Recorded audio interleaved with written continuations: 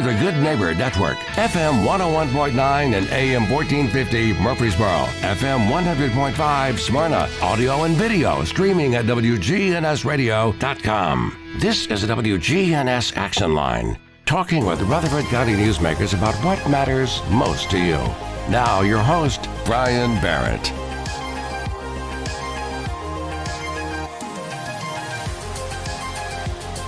And good morning, everybody. Welcome in to the Action Line here from News Radio WGNS. A little law and order for you this morning, right? The law offices of John Day. Laura Baker joins us here on the Action Line to, we're going to maybe get some New Year's resolutions from our injury lawyers at the law offices of John Day. So I guess I have to start with saying Happy New Year, right? Happy New Year, Brian. Good to have you this morning. Maybe first of all, just kind of give us a little about Laura, how long you've been law offices of John Day and all of that. So I will be celebrating my 20th year of practice at the law offices of John Day this year. Yep. You started when you were 8? Exactly. Okay. You pegged it. I'm a genius. So Doogie Howser, for those of you that are in Gen X with me. I'm there. Celebrating 20 years with the law offices of John Day. And that just so happens to be the same anniversary of me practicing law. To begin with, I have only ever practiced at our law firm. Wow. That's rare, isn't it? It is rare. I call myself a double unicorn because I'm from here in Middle Tennessee, and I am still at my very first job as a lawyer 20 years later. Well, that says something about where you work, I would think. Yes, it says a lot about where I work and a lot about who I work with and for. Yeah. John has really made an impact, and I think that's kind of what the office is about, is making an impact in the communities where you serve, right? Absolutely. Our mission as a law firm is to do great work for folks that need our help in what is very often the worst moment of their lives. And we are very fortunate to have a team over at the law offices of John Day that spends every hour of every day trying to figure out how to right a wrong for our clients. Yeah. In this world of instant gratification, and it's really a tough, I guess, industry to work in because people want instant results, and we all know that the court system sometimes does not move quite quick enough. Well, absolutely. And also, when we're focusing on maximizing our clients' financial recovery for an accident that wasn't their fault at all, one of the things that we often have to wait for is for our client to get better or get as better as they're going to get. Mm-hmm. Because if we don't know what the long-term future is going to look like for them, we can't recover money for that. Right. Or it would obviously, for those who maybe, I'm sure that some of your clients have been other places and they would say, well, we could do this now. And it's not the right time. Right. And that has come up here and there over 20 years. And what I tell clients who are wanting results now is, we can do that. We can absolutely get you a result right now. But is it the right result? Is it the result you want to get? Let's talk about that. There's never a bad question, and the question of when is this going to get resolved is a great one that we discuss with our clients and make sure that we're on the same song sheet and that everybody has the same goal. Same song sheet is important, isn't it? It's very important, especially when you're working with a lawyer, because most people, they work with a lawyer maybe once, maybe a couple times in their life, hopefully never if we're talking about an injury. But, that's putting a lot of trust in someone. So it's important that you're on the same song sheet, that you have the same goal, and that the lawyer is working for you. Well, this morning you have kind of brought an interesting subject to our attention here. New Year's resolutions from your injury lawyer. So you have maybe some New Year's resolutions here, huh? I have a few to share. I think that losing weight remains the top New Year's resolution. Number one. And that's not going to be one of the ones I share with you. Okay. I think everyone should be who they are. Right. I'm going to give some New Year's resolutions from the perspective of your local injury lawyer. So the first one that came to mind was evaluating your insurance coverage. And the most common case that we help people with is a car wreck. So the most obvious insurance coverage to look at the beginning of the year as your New Year's resolution is that auto insurance coverage, and in particular, your underinsured motorist coverage. That's part of most auto policies, unless you have declined that coverage or you have agreed to accept a reduced amount of that coverage. You very likely have uninsured motorist insurance coverage. And that coverage is so important, particularly here in the state of Tennessee, because it comes into play when you are hit and injured, or a loved one is hit and killed by a driver who does not carry auto insurance.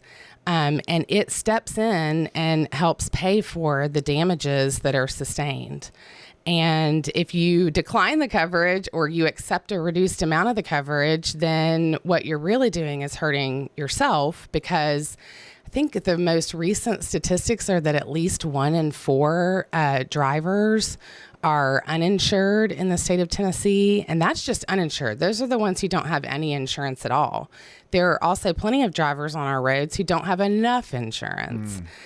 People think that when they have, quote unquote, full coverage, that they've got coverage for whatever may come from a car accident. But the reality is, when you buy auto insurance, you're buying a set dollar amount of coverage. And in Tennessee, that state minimum amount of coverage is $25,000. Well, it's hard to, go to the ER without coming away with at least a $10,000 bill. Yeah. If you have to have follow-up care after that, you're easily going to run through somebody's $25,000 of coverage. And that's where, if you have underinsured motorist coverage that exceeds that $25,000 amount, you're going to have protected yourself extra in case the worst should happen. The worst being that you're injured or a loved one is killed in an accident. And to make that even worse, to add insult to injury, they don't have insurance or they don't have enough. Yeah, well, that's 1 in 4 would be 25% in my early morning math. Yes, good job. So, 4 cars pass you, one of those 4 typically don't have insurance, or I bet if we added the underinsured number in there, it's much, much higher than 25%. It is much, much higher. And, the funny thing is, I've had a number of clients that have not had that coverage or haven't had, enough to make a difference. And when I talk to them about their insurance going forward, like, let's hope this never happens to you again. Yeah. But hey, take a look at your policy, because I want to make sure that you understand that this could have made a difference in how this got resolved.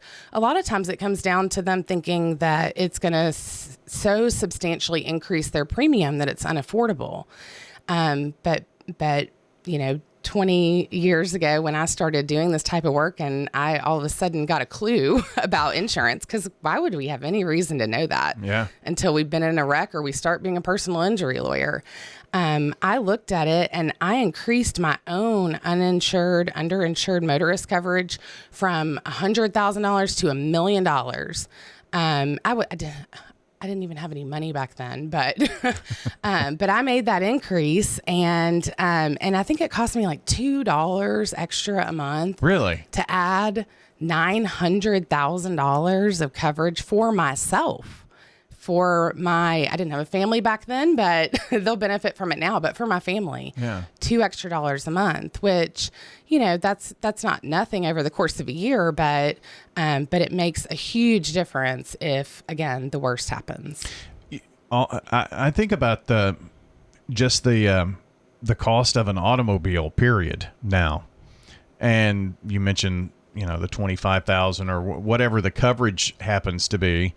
Your vehicle, 2 vehicles together could be well over $100,000 in total cost, for instance. Yes, absolutely.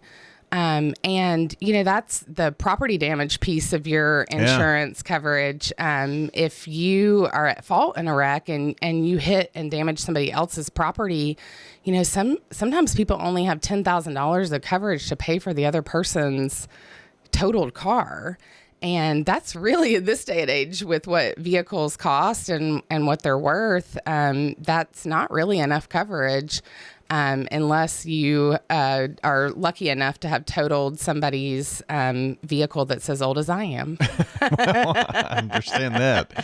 I just pulled up, just for, as we were talking about this, the Tennessee Smartway map, just to see how many accidents are between here and 24, and you don't want to know the answer to that. Objects on the roadway, and that could fly up and hit another car and cause an accident, potholes this time of the year. I mean, there are all kinds of dangers out there that we drive through every day. Absolutely. Now, in good news, I don't know if it's on what you're looking at, but fatality accidents are actually down this year. I saw that. I think it was like 15 or 17%. So that's good news. Everybody's driving a little safer out there. We need to keep up that trend. But there are, I think, over 5,000 injury accidents a year across the state. And so the chances that you're going to get into one of those accidents, they're pretty good. Well, I think the moral of the story here is maybe make a phone call to your insurance and to make sure. Yep. So, I mean, do you have suggestions on what people should look at? I know you mentioned just a couple of dollars, from $100,000 to $1 million. People, I do think the term full coverage is very misleading. Yes, I think it is very misleading. And frankly, if you go look at your full coverage, there may be some things on there that you could knock off and save yourself those $2 a month and spend it towards uninsured motorists instead, because sometimes full coverage includes roadside vehicle repair. And that may only happen to you one time in a year, and you may end up spending more in your premium to get that coverage than you would have spent if you had to sign up for AAA or call a tow truck yourself.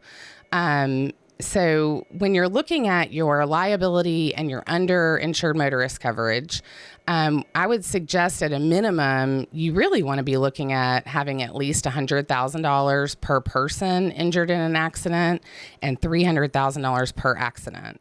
But with the rising cost of health care, everybody knows that. That's a big thing on everyone's minds. Even $100,000 may not be enough to help you in the long run if you have a really bad injury.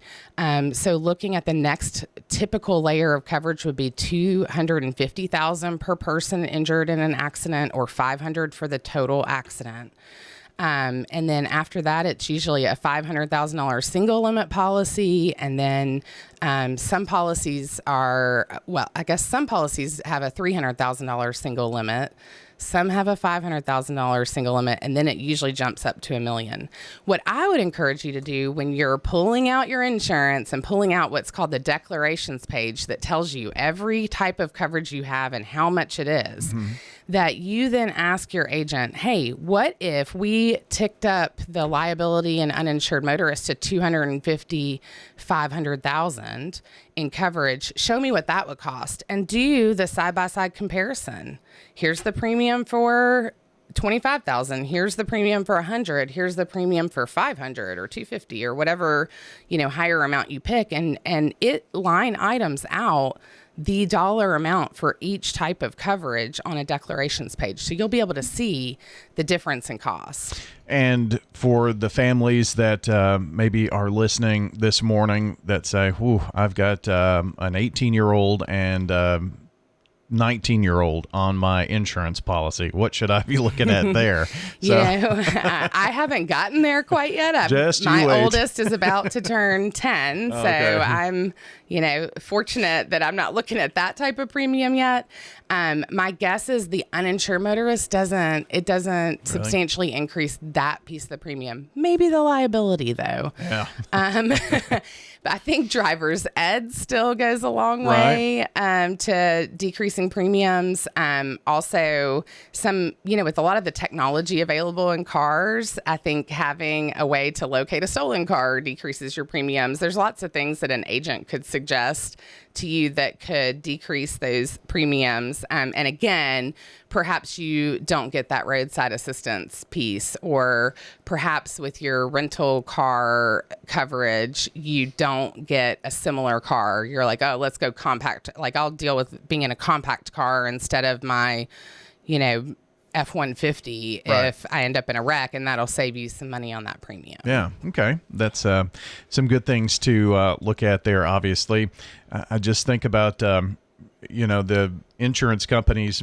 Many of them now have either an app on your phone or some type of beacon in the car for, safe driving points and things of that nature. Yes. A lot have gone to that. That's just a way for them to see what type of driver you are and how they're insuring, I guess. Yes. And not having a teenage driver myself, I know you're past that now, right? Been there, done that. With apps like Life 360 and that sort of thing, I'm not sure, but it wouldn't surprise me if there were some discounts on premiums for things that are meant to encourage safe driving by your teenager too. And of course, if you have a teenage driver, you do want that coverage. Oh, sure. Because they are unfortunately frequent offenders in the negligent driving category. And they're your responsibility if they're on your insurance, right? That is correct. They are your financial responsibility, particularly because you will have signed an affidavit with the state of Tennessee taking financial responsibility for your kid. Well, that's important to know. Anything else we should know about insurance and how that works? Well, nope. That's my number one New Year's resolution. Okay. Well, why don't we get to our second New Year's resolution in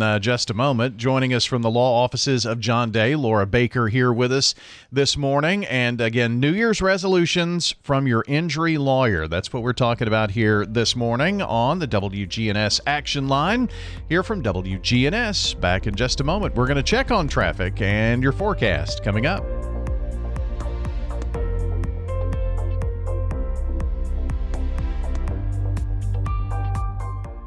Your 401k is likely one of your most important assets, but it's only one part of a comprehensive retirement strategy. Edward Jones can help you understand how your retirement assets fit into your entire retirement picture so that you can work toward meeting your unique retirement goals. Contact me, Lee Colvin, your Edward Jones financial advisor in the Public Shopping Center on South Rutherford Boulevard, or give us a call at 615-907-7056. Edward Jones, Making Sense of Investing, member SIPC. Holden Hardware has been serving the hardware needs of this community since 1948. This is Raleigh Holden Jr. I want to thank our many customers who have helped to keep us in business all these years. I also want to invite those who may be new to this community or have not been in the store lately to visit us. Come experience a unique hardware buying atmosphere with wood floors, old furniture and fixtures, along with a helpful and knowledgeable sales staff. Holden Hardware on the west side of the public square since 1948. This message brought to you by the Central Tennessee Regional Solid Waste Planning Board. Visit RecycleRightTN.com for tips, ideas, and locations on where to recycle near you. That's RecycleRightTN.com. Recycle right, it's all on you. Don't be trashy, recycle classy, recycle right, Tennessee. Go to RecycleRightTN.com. Recycle right, Tennessee.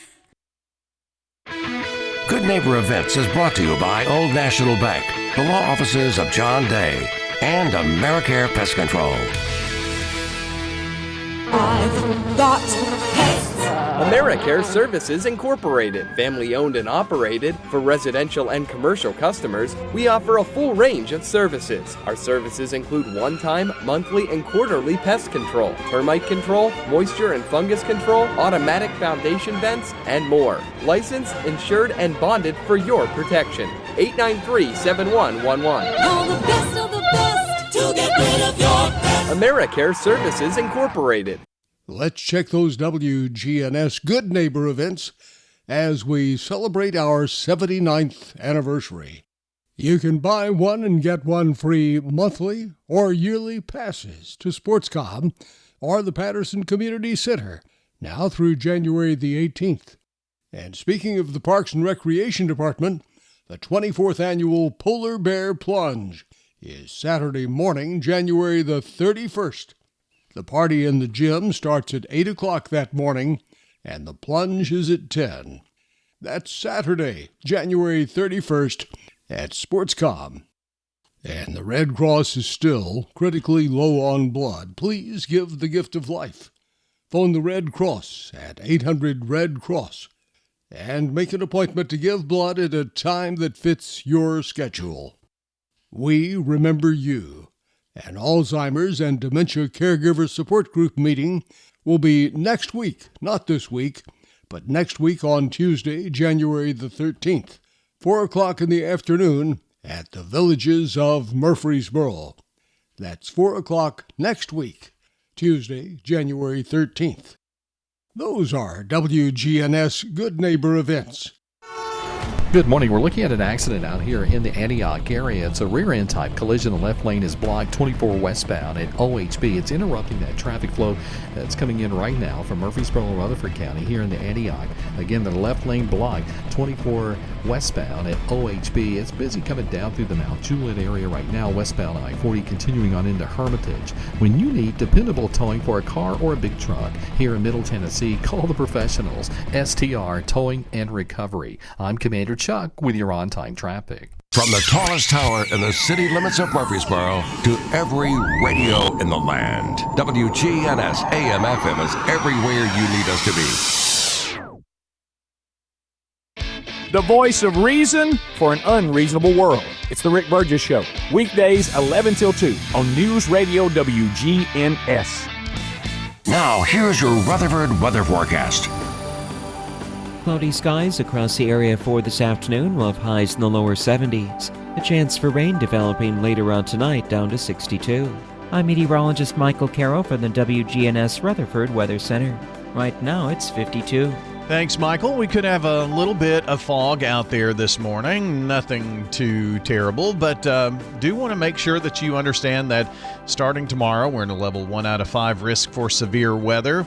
It looks like the severe weather may stay a little further south of us, but heavy rain, maybe up to 3 inches of rain, could be possible here in our area.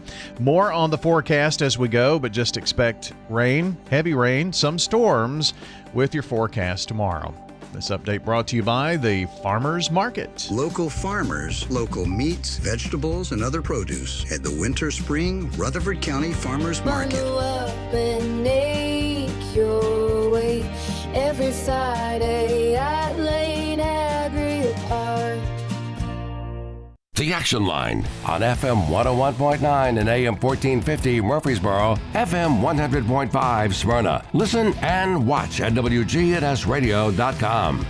And the Action Line is powered by Middle Tennessee Electric. New calendar, same steady glow from every room. Middle Tennessee Electric keeps you warm and comfortable, maybe even cool with the air conditioning this time of the year. You know, it's Tennessee.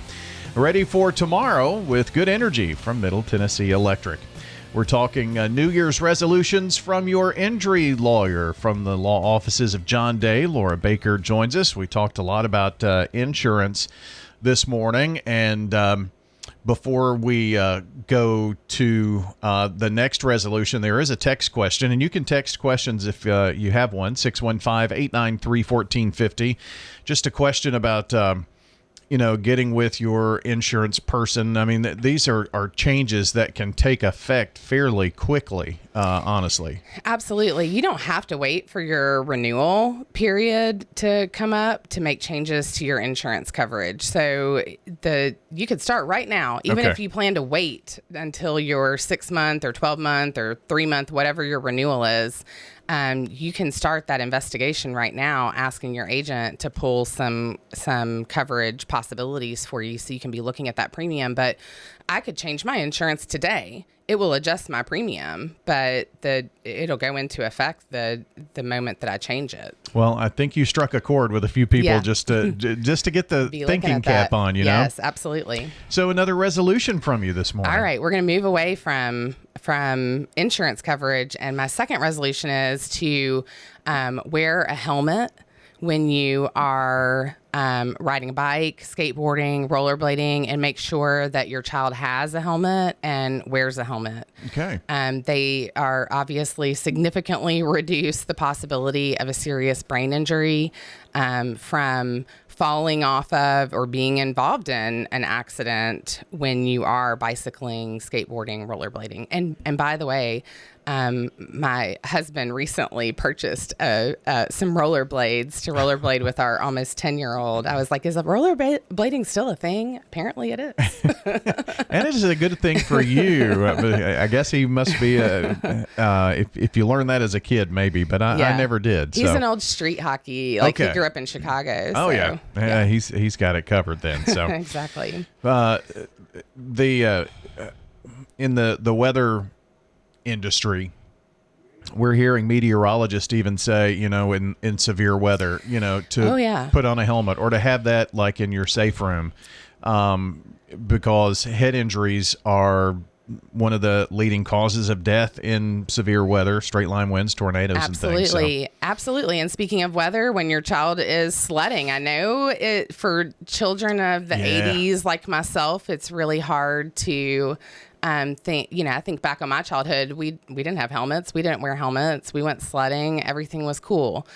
We've learned a lot since then. And we know that helmets make children safer. And by the way, even though they're not required for adults to wear them when you're bicycling, they also make us adults safer too. And oftentimes we're less resilient, maybe a little more broken down, and could use the extra assist.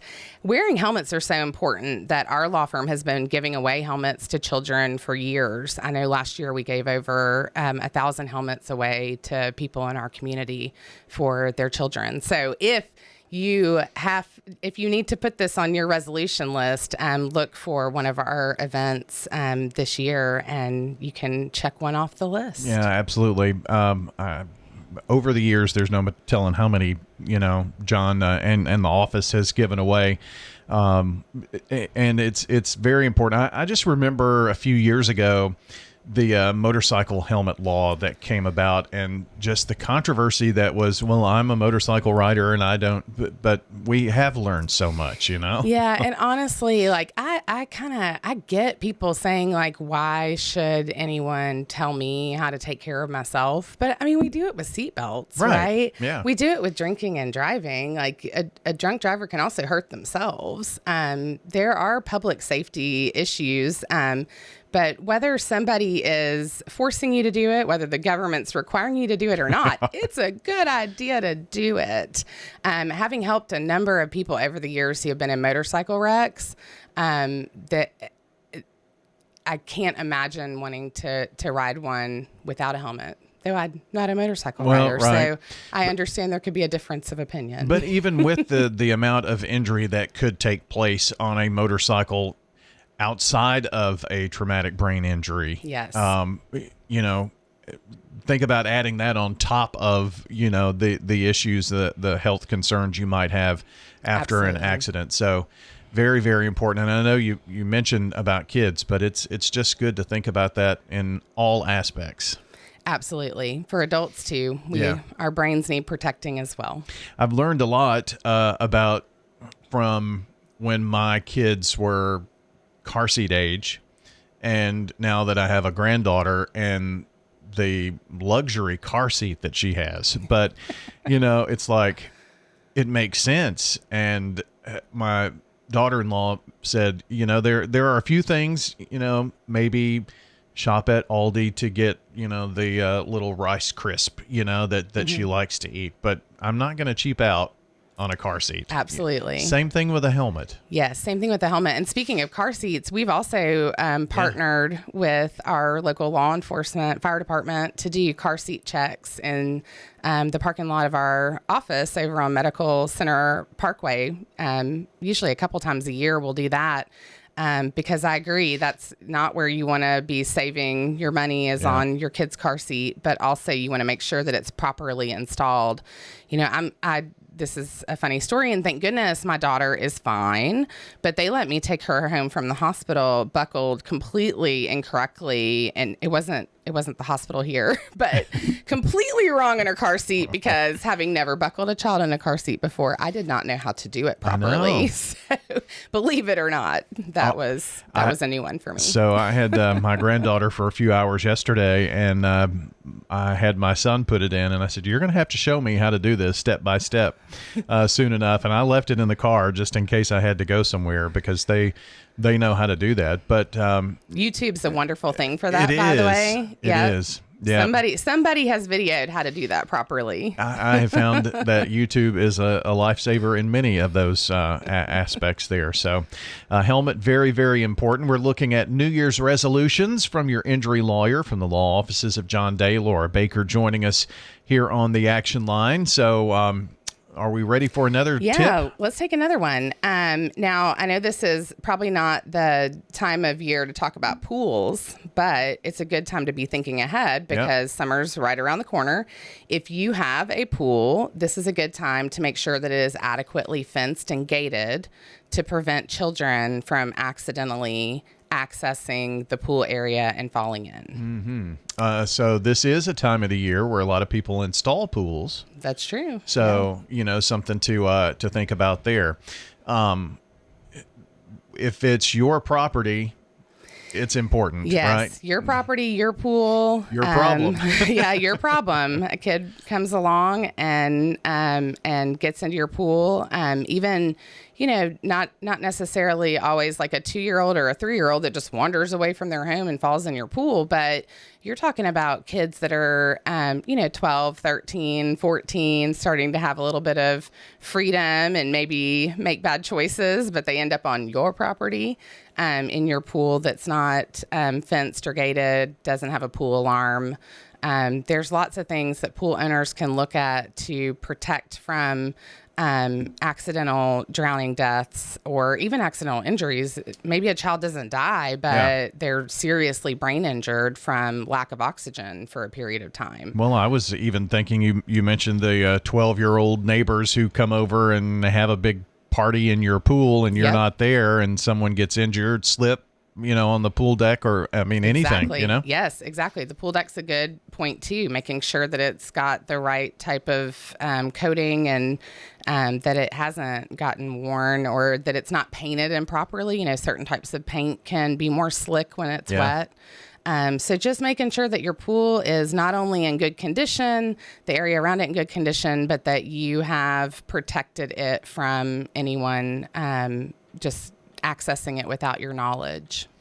Very good points. So the swimming pool, something you may not think about, but I'm sure as going back to your first point and insurance on homeowners, that's also something, if you have a pool, you need to make sure you think may need to look at more insurance or something like that. And really, speaking of homeowners insurance, that takes me to another New Year's resolution, which is to adequately control your dogs. And when a dog is involved in a biting or an attack incident, and it's your dog and they're either on or off your property, whatever the case may be, but you're the one responsible for not controlling your dog, it is most often your homeowner's insurance that has the coverage for that incident.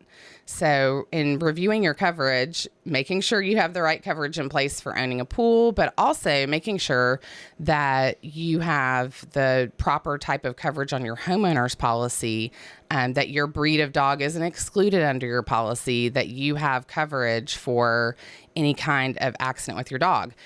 Or just control the dog and then you'll prevent the injury from ever happening. There's approximately 4.7 million dog bites or attacks each year in this country. That's wild. And that most often, particularly from my experience in helping people who've been injured by dog attacks, could be avoided simply by locking the dog up, putting them on a leash, not letting them come to the door with you when you greet the UPS or that poor Amazon drivers that we've had so many delivery drivers that have gotten, bitten or attacked by a dog that runs out the front door and gets them. Yeah.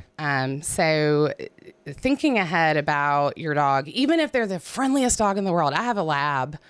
He is so friendly, but he wants to bear hug anybody he meets. So I make sure when I have other children at the house, that he's gone. I do an annual party every year, a holiday party for my kids, and poor Knox, he's got to go.